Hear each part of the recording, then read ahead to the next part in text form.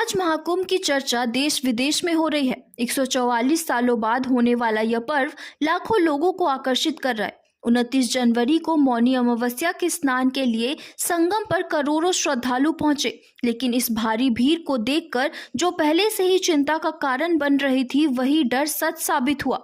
करीब रात 1 बजे संगम नौज पर भगदड़ मच गई, जिसमें 17 लोगों की मौत हो गई और कई लोग घायल हुए। बता दें कि मंगलवार बुधवार की रात 1:30 बजे हुए इस हादसे में 17 से ज्यादा श्रद्धालु मारे गए और 50 से अधिक घायल भी हो गए हैं। मृतक के शव को मेडिकल कॉलेज भेजा गया है। प्रधानमंत्री नरेंद्र मोदी ने इस दुखद घटना पर शोक व्यक्त किया है और मृतकों के परिवार के प्रति संवेदनाएं जताई हैं। मुख्यमंत्री योगी आदित्यनाथ ने लोगों से संयम बरतने की अपील की और कहा कि गंगा हर जगह पवित्र है, संगम पर स्नान करने की आवश्यकता नहीं है। मौनी अमावस्या का स्नान, जो इस मेले का सबसे महत्वपूर्ण और शुभ दिन माना जाता है, इस दौरान करीब 9 करोड़ श्रद्धालु के संगम पहुंचने का अनुमान था, लेकिन जिस भीड़ का दृश्य को देखकर पहले से ही अनहोनी की आशंका जताई जा रही थी, वही भयावह घटना रात 1 बजे घटी। भीड़ का दबाव इतना बढ़ गया कि बैरिकेडिंग टूट गई और भगदड़ की अफवाहें फैलने लगी। संगम के मार्गों पर एक ही रास्ते से लोग आने जाने लगे, जिससे उन्हें भागने का मौका नहीं मिला और लोग एक दूसरे पर गिरते चले गए। बता दें कि हादसे के बाद 70 से अधिक एम्बुलेंस मौके पर पहुंची। घायलों और मृतकों को अस्पताल भेजा गया और संगम तट पर एनएसजी कमांडो को तैनात कर दिया गया।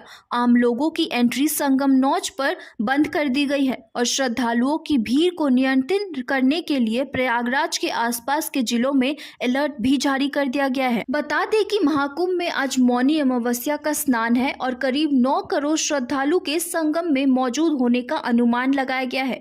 प्रशासन ने बताया कि संगम सहित 44 घाटों पर 8 से 10 करोड़ श्रद्धालु स्नान करेंगे।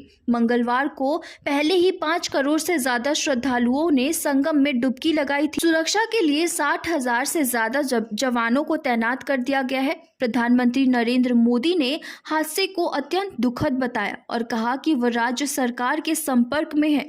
उन्होंने घायलों के शीघ्र स्वस्थ होने की कामना की और कहा कि प्रशासन पीड़ितों की मदद में जुटा हुआ है। बता दें कि ये हादसा उस समय हुआ जब श्रद्धालु की संख्या अचानक बढ़ने लगी और लोग संगम पर स्नान करने की जिद करने लगे। बैरिकेडिंग टूटने से भगदड़ मच गई और लोग गिरने लगे।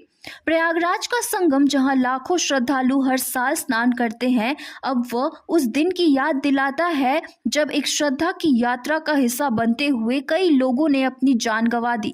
यह पहली बार नहीं हुआ जब कुंभ मेले में भगदड़ मची थी। बताया जाता है कि 1954 में कुंभ के दौरान ऐसा एक हादसा हुआ था। 2 फरवरी की रात गंगा में अचानक पानी भर गया। संगम किनारे साधु संतों का आश्रम पानी में डूबने लगा। इस घटना से लोग घबरा गए। इससे अफरा तफरी और भगदड़ मच गई। उस साल मेले में करीब 50 लाख श्रद्धालुओं ने हिस्सा लिया था। यह भारत की स्वतंत्रता के बाद पहला कुंभ मेला भी था। इस वजह से भी बड़ी संख्या में लोग उस वक्त इलाहाबाद पहुंचे थे।